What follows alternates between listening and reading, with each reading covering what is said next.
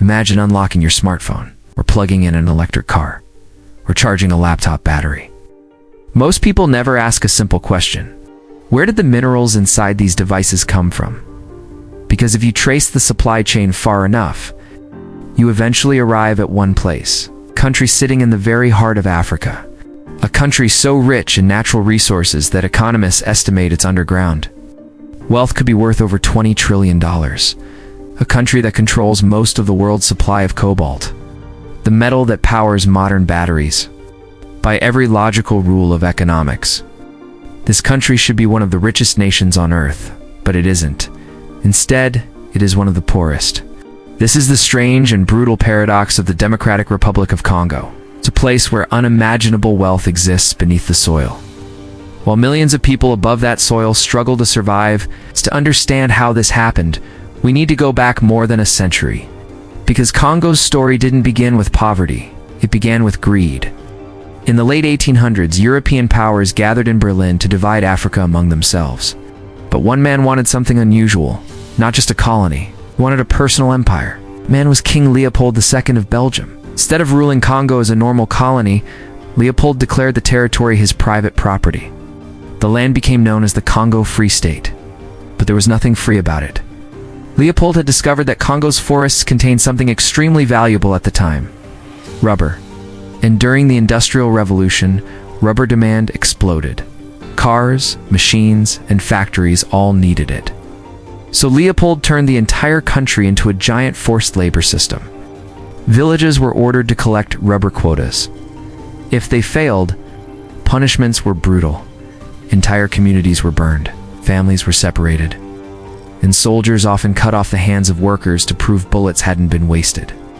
Historians estimate that millions of Congolese people died during this period, one of the darkest chapters of colonial history. Meanwhile, in Europe, cities grew richer, factories expanded, and many of those industries were built on rubber extracted from Congo. Eventually, the atrocities became impossible to hide. International pressure forced Belgium to take control of the territory in 1908, but while the violence decreased, the system of extraction remained. Belgium built railways and ports, but not for Congo's development. They were built for one purpose: to move minerals out of the country as efficiently as possible. Copper, diamonds, gold, all flowing to our European markets. Schools were rare. Education was limited. And very few Congolese were allowed positions of power. So when Congo finally gained independence in 1960, people believed a new era had arrived. The new Prime Minister, Patrice Lumumba, promised something radical: a Congo that actually controlled its own resources. But that vision frightened powerful interests, because Congo's minerals were simply too valuable. Within months, Lumumba was removed from power. Soon after, he was assassinated. What followed was decades of dictatorship under Mobutu Sese Seko. Mobutu ruled the country for more than 30 years. And during that time, billions of dollars worth of minerals were exported, but very little of that wealth reached ordinary people. Instead, corruption flourished. Mobutu himself accumulated enormous personal wealth while the nation's infrastructure collapsed. When his regime finally fell in the 1990s, Congo didn't stabilize. It exploded. Multiple neighboring countries entered the conflict. Militias fought for control of territory and mines. The wars that followed became known as the African World Wars. Millions of people died. And once again, the central issue was the same: control of Congo's resources. Economists have a name for this tragic pattern. They call it the resource curse. In theory, natural resources should make countries richer. But in reality, when resources are extremely valuable, they often attract corruption, foreign interference, and conflict. Instead of building industries, governments become dependent on exporting raw materials.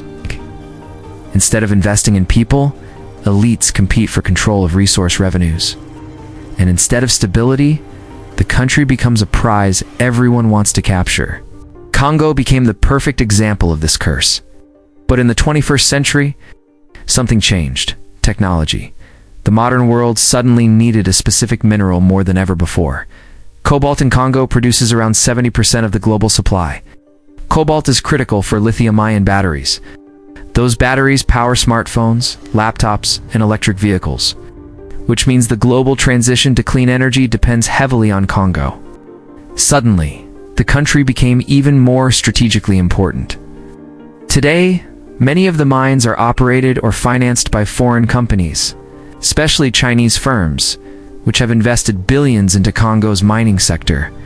They build roads, railways, and processing facilities.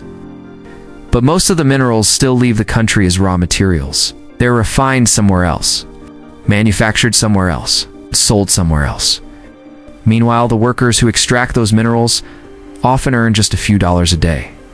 Many communities near mining areas still lack reliable electricity, clean water, or proper schools. It's a staggering contradiction.